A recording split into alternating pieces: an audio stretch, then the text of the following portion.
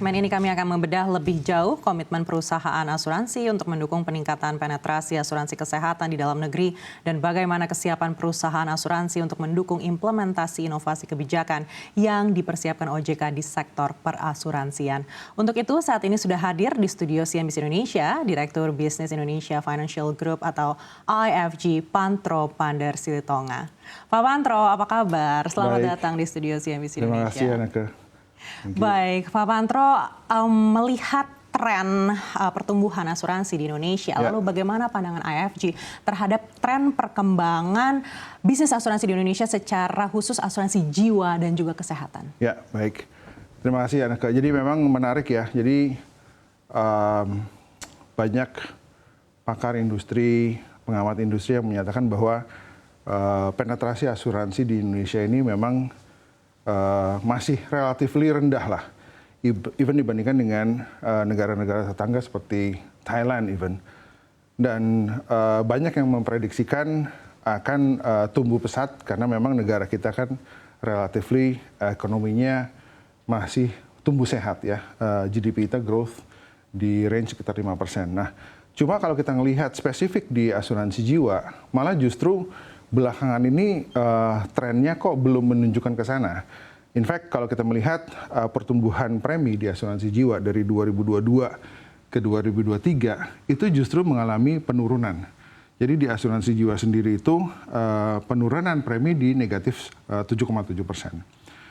Nah, kalau kita lihat di asuransi umum, memang ada pertumbuhan yang cukup sehat, ya. Kalau kita lihat pertumbuhannya masih di angka sekitar 14,4%. Nah, kalau kita drill down lagi ke asuransi kesehatan, tadi kan Anda kan nanya juga mengenai asuransi kesehatan ya. Nah, di asuransi kesehatan ini kita lihat ada pertumbuhan premi yang cukup baik.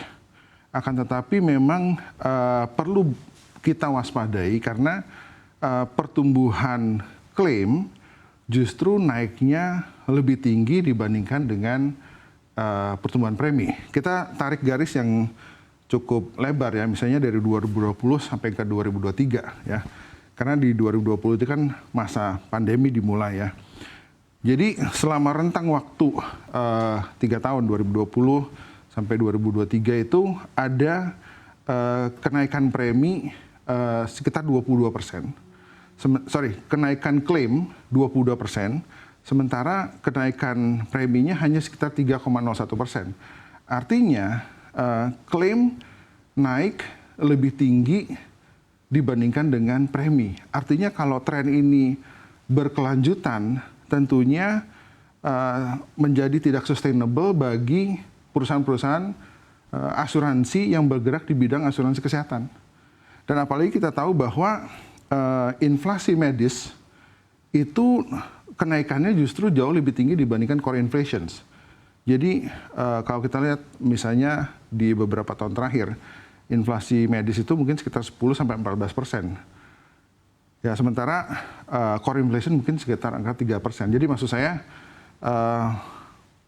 tren yang kita lihat saat ini di asuransi jiwa justru mengalami penurunan.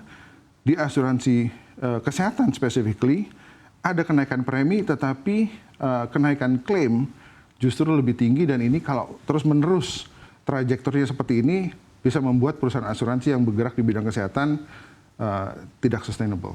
Baik, lalu melihat semua sentimen yang ada saat ini dan juga sentimen secara nasional, lalu seperti apa peluang dan tantangan untuk mengembangkan produk baru di industri asuransi saat ini?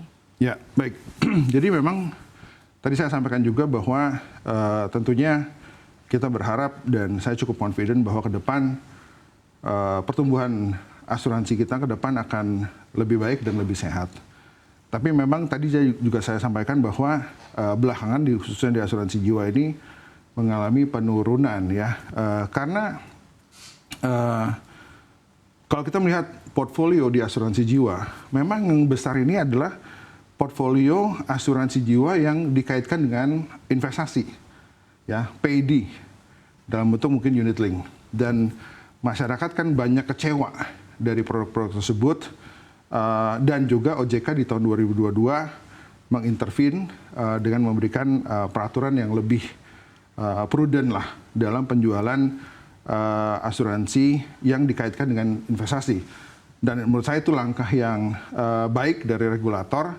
Nah, cuma memang kita melihat ada penurunan nih. Cuma pertanyaannya adalah apakah penurunannya ini akan berlanjut atau kita akan mampu untuk mengalami suatu J curve di mana nantinya akan ada pertumbuhan, tetapi pertumbuhan yang lebih sehat. Nah, sebenarnya kalau kita berkaca di negara-negara lain ya, seperti mungkin di India, di China, atau even some point di Hong Kong, tren seperti ini sebenarnya sempat terjadi, ya, di mana asuransi-asuransi yang dikaitkan dengan investasi itu mengalami penurunan, tapi yang tumbuh justru asuransi yang memang berbasis proteksi.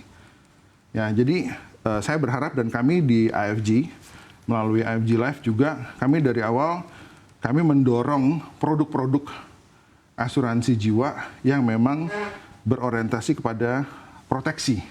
Makanya kami mendorong untuk memperkuat ya kemampuan kami di asuransi kesehatan. Karena asuransi kesehatan itu proteksi sangat jelas dan sangat relevan dan memang dibutuhkan.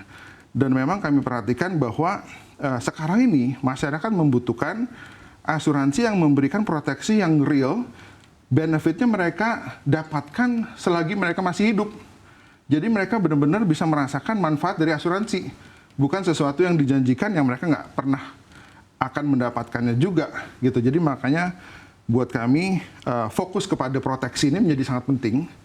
Dan proteksi yang paling relevan buat masyarakat saat ini adalah proteksi kesehatan. Baik, tapi di sisi lain kita juga tahu Pak, ada tren kenaikan inflasi medis dan juga loss ratio di industri terkait dengan proteksi asuransi kesehatan. Lalu bagaimana IFG memandang prospek dari produk asuransi ini mungkin bisa tumbuh signifikan ke depannya? Betul. Nah itu pertanyaan yang sangat relevan. Ini juga yang tadi saya sudah sampaikan di awal bahwa unfortunately di asuransi kesehatan kenaikan klaim jauh lebih tinggi dibandingkan kenaikan premi.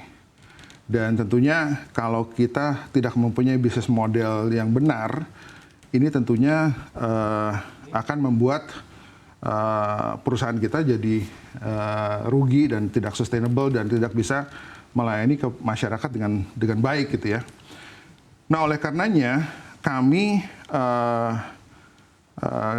beberapa saat yang lalu baru di awal tahun ini kami melakukan akuisisi terhadap Mandiri InHealth.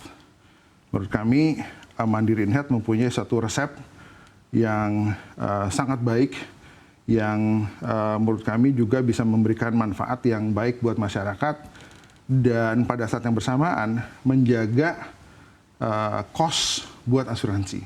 Jadi memang asuransi itu harus secara aktif dan proaktif menjaga biaya. Kalau nggak dijaga, tentunya akan naik sangat signifikan dan ini yang kita lihat sekarang terjadi di masyarakat.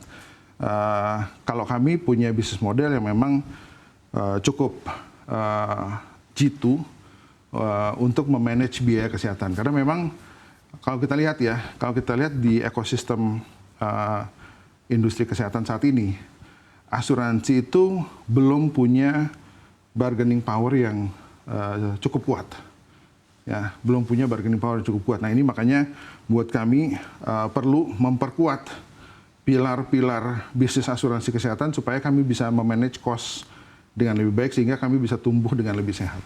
Baik, bicara pertumbuhan yang sehat, lalu bagaimana evaluasi dan juga ekspektasi IFG terhadap potensi penerimaan total, pendapatan premi dan jumlah masyarakat yang mendapatkan proteksi asuransi di seluruh anak perusahaan perseroan? Oke, nah kalau sekarang kita berarti melihat yang lebih luas ya, seluruh anak perusahaan di IFG Group. Di kami ada beberapa perusahaan asuransi. Ya, di tempat kami ada asuransi sosial yaitu Jasa Raharja, ada asuransi umum Jasindo dan Askrindo yang bergerak di asuransi kredit, dan ada perusahaan penjaminan yaitu Jamkrindo. Ada perusahaan asuransi jiwa, yaitu AFG Life. Ya. Nah kalau kita lihat secara keseluruhan, di asuransi umum kami tumbuh dengan cukup baik. ya, pertumbuhan asuransi umum saat ini cukup baik. Nah, ini yang kami coba lakukan ke depannya adalah kami mau upgrade, kami mau naik kelas menjadi risk management partner daripada klien kami. Nah, hanya mungkin di asuransi kredit ya dan penjaminan kredit khususnya untuk kredit-kredit yang mikro ya, saat ini kami lihat dengan kredit di perbankan yang mengalami kenaikan NPL, di kami juga ada imbasnya ya. Karena kami menjamin kalau misalnya di program KUR kami menjamin 70% daripada resiko kredit. Jadi memang saat ini preminya cukup baik, tetapi dari sisi klaimnya juga ada kenaikan yang cukup signifikan. Ini yang kami juga sedang diskusikan dengan pihak perbankan bagaimana kita bisa membuat suatu model yang lebih sustainable, dan tentunya kami juga membutuhkan dukungan pemerintah karena kan KUR ini adalah program pemerintah ya.